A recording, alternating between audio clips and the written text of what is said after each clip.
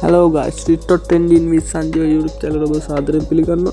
අදත් මම කතා කරන්න යන්නේ මේ කොහොමද ප්ලේ කරන්න කියලා. ඒ කියන්නේ මම ප්ලේ කරන විදිහ බලන්න ප්ලේ කරනකොට මේ ප්ලේ කරන ගමන් තමයි කතා කරන්නේ ලොස්ට් යනවා. ඒක හිතන්න දෙයක් යන්න ඉඩ තියෙනවා. අවුලන්නේ මේ මට හිතෙනවා ලොකු එකක් අදී කියලා. ඒකෙන් තමයි ස්ක්‍රීන් රෙකෝඩින් එකක් දාන්න හිතුණා. මම වීඩියෝ දාලා තිනවා ඔයාලට කියලා දීලා දාලා දෙනවා. ඒකෙන්ද ඒ කියලා දීලා තියෙන විදිය ඔයාලා ප්ලේ කරන්න. මොකද මේ මගේ බැලන්ස් එක පොඩ්ඩක් තියෙන හින්දා මම බැලන්ස් එක පොඩ්ඩක් වැඩි දාලා ප්ලේ කරන්නේ.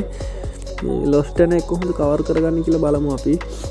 දැන් 10 දාන්නේ දැන් දාලා තින්නේ.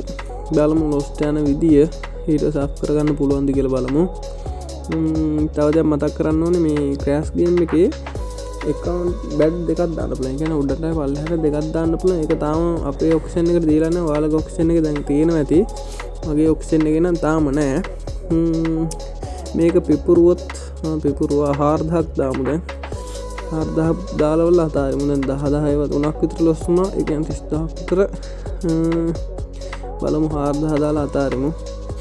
මට හිතෙනවා මේක ලොකු එකක් යයි කියලා. ලොකු එකක් කියන්නේ සාමාන්‍යයෙන් මේ කියන්නේ 20 ගණන් පන්නනවා. මම 10න් ගන්නෙත් නෑ මේක. 10න් ගත්තොත් පාඩුයි. ඒකින්ද 20ත් පන්නනවා. බලමු කොහොමද ගන්න කියලා අපි.